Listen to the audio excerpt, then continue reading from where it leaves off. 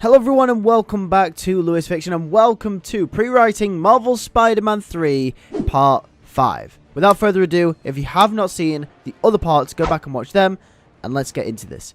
We continue the story with Norman Osborn. Otto Octavius is dead. We cut to him spending some time with his son, Harry. Harry's state is getting worse and now there is no one that can help him. Norman is now out of Oscorp and his last hope of saving his son is gone. Norman watches as his son slowly fades out of life. Harry Osborn is dead, and Norman Osborn cries over his son. Despite everything that is happening in his life, all Norman cares about in this moment is about Harry. We cut to a funeral scene where everyone attends. Peter, Mary Jane, everyone. Peter leans over his grave and apologizes, saying he wishes he could have done more. Wishes he could have helped him. Peter pledges, saying that he will continue the Emily May Foundation in his name forever, no matter the cost. Norman grieves, but there is a sparkle of anger and revenge in his eye. A few days pass and Peter has been getting late nights. He can't find Miles. This is getting desperate, and Miles' mother Rio has started to search for him.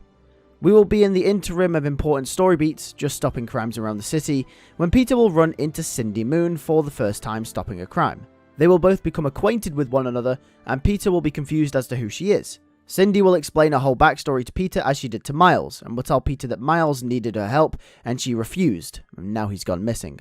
That was her responsibility moment.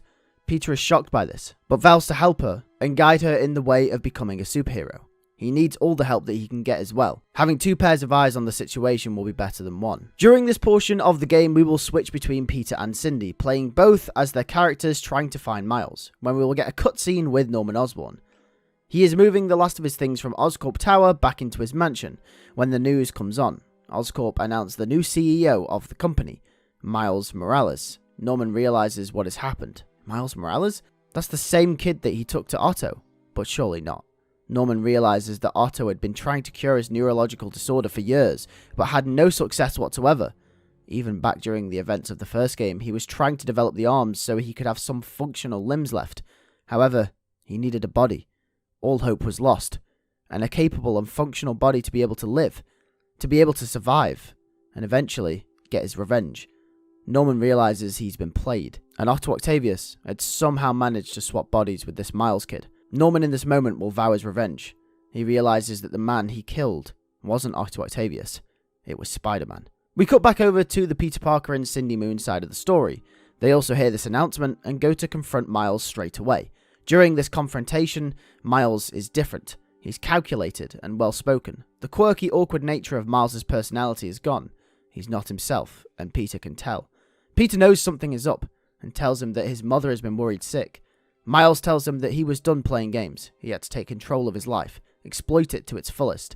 Peter tells him to come see his mother, and Miles refuses. Miles will ask them both to leave, and since they're not in their Spider-Man gear, they both leave accordingly, as to not stir any drama. We cut to Peter and Rio. Rio is informed as to what is happening, and Peter says something has happened to Miles. He's being controlled, or something. Whatever it is, Peter promises to bring him back at all costs. It's his fault he's in this mess, and he'll be the one to get him out of it. The next portion of the game, we will start getting more reports about Spider-Man killing people, up until we run into Miles as Peter in the street. Miles tries to put down a criminal, and Peter stops him, asking what the hell is he doing. Miles tells him to leave him alone. We later find out that the crimes that Miles is stopping are mercenaries with links to try and bring down Oscorp from outside rival companies. Miles isn't only killing criminals, he's going after Oscorp's rivals specifically. This very worrying piece of information sparks something within Peter. Why would Miles want to go after these people in the first place? He isn't just doing this because he's Spider-Man, he's doing this for an alternate reason. And this is when we cut to a scene where Miles is confronted by none other than Norman Osborn during the nighttime. Miles will ask him what he's doing here, and Norman lets on that he knows it's Otto Octavius and not Miles Morales. Miles tries to attack Norman, saying he's going to finish him. However, Norman snaps back and manages to outpower Miles' spider strength. He pushes him to the ground, and Miles is shook. Where did all this power come from? Otto will think to himself. Norman says he's going to take back Oscorp because it was the last thing he had left. Otto, in Miles' body, tells Norman that he took everything from him. He took his work, he took his company, and he took their friendship.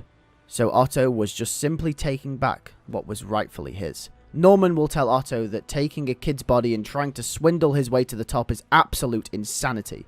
And Otto will say that's hypocrisy coming from the man that tried to cover up the Martin Lee incident, and also had a massive hand in the Devil's Breath incident as well.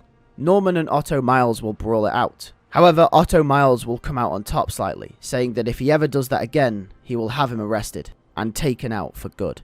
Norman realizes that he needs to conceal his identity. He needs a force of nature. This is when we cut to Norman becoming the Green Goblin for the first time. He uses the G serum again, but in small doses, allowing himself to gain some strength, but not to be overwhelmed by it, and become a giant raging monster like he created earlier in the game. He develops the suit and the mask, as the Green Goblin is born, and he's ready to wreak havoc on Oscorp, and all that have wronged him in the past. And with that, we come to the end of Part 5 of Marvel Spider-Man 3.